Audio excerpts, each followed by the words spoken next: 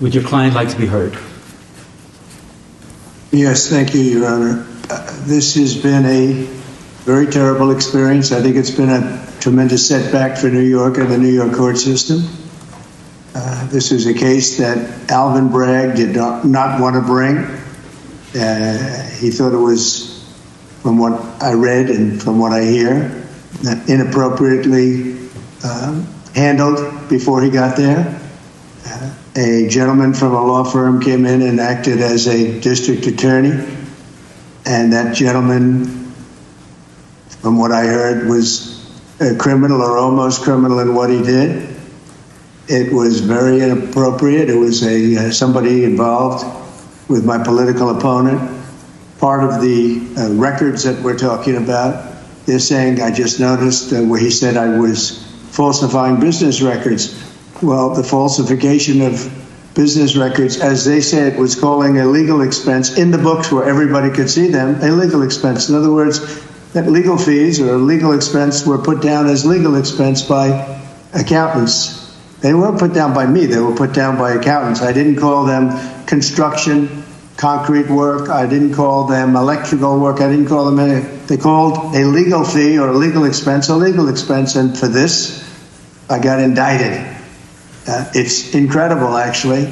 Now, if you look, my attorney alluded to it, the top legal scholars and legal pundits in this country, the ones that are quoted all the time on television, that are making their views felt and highly respected people, have said, everyone, virtually everyone that I know of, I haven't seen any to the contrary, not one, and none of these people are not exactly friends of mine, to put it mildly, but they all said this is a case that should have never been brought. It's an injustice of justice.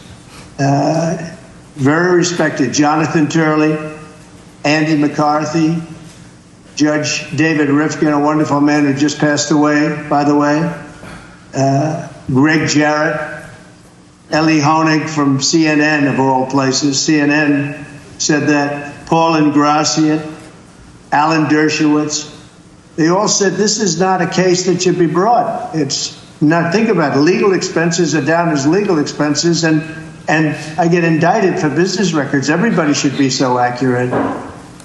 It's been a political witch hunt. It was done to damage my reputation so that I'd lose the election, and obviously that didn't work. And the people of our country got to see this firsthand because they watched the case in your courtroom. They got to see this firsthand, and then they voted, and I won and got the largest number of votes by far of any Republican candidate in history, and won, as you know, all 7 swing states, won conclusively all 7 swing states, and won the popular vote by millions and millions of votes. And they've been watching your trial. So they understood it. I wasn't allowed to use the lawyer-client privilege or the reliance on counsel. I had a lawyer that made this deal, and he admitted that. And he was also a totally discredited person. We weren't allowed to use the information from the Southern District that totally discredited him. It wasn't allowed to be put in. And that was terrible, unbelievable. And this is a man who's got no standing.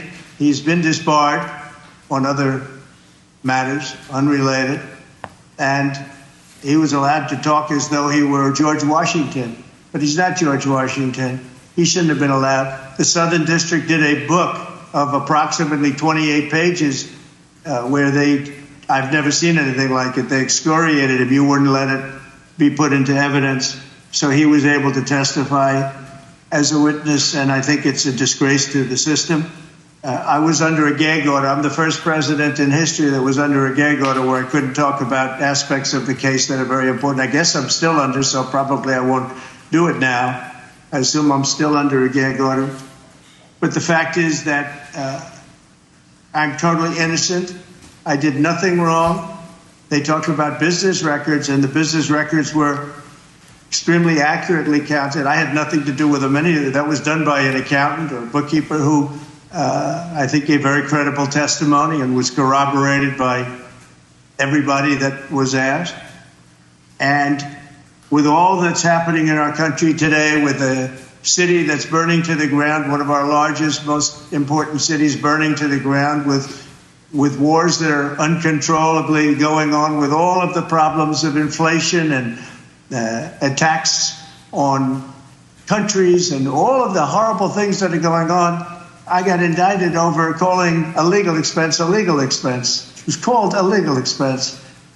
I just want to say I think it's an embarrassment to New York, and New York has a lot of problems, but this is a great embarrassment. I believe that this and other cases that were brought, as you know, the DOJ is very much involved in this case. It's because that's the political opponent they're talking about. The DOJ is very involved. You have a gentleman sitting right there from the DOJ who was from the DOJ's office. He was also involved with the New York State Attorney General's case. And he went from there to here. He went around and did what he had to do. He got them to move on me. But in the meantime, I won the election in a massive landslide.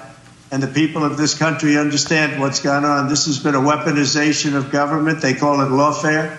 Never happened to any extent like this, but never happened in our country before.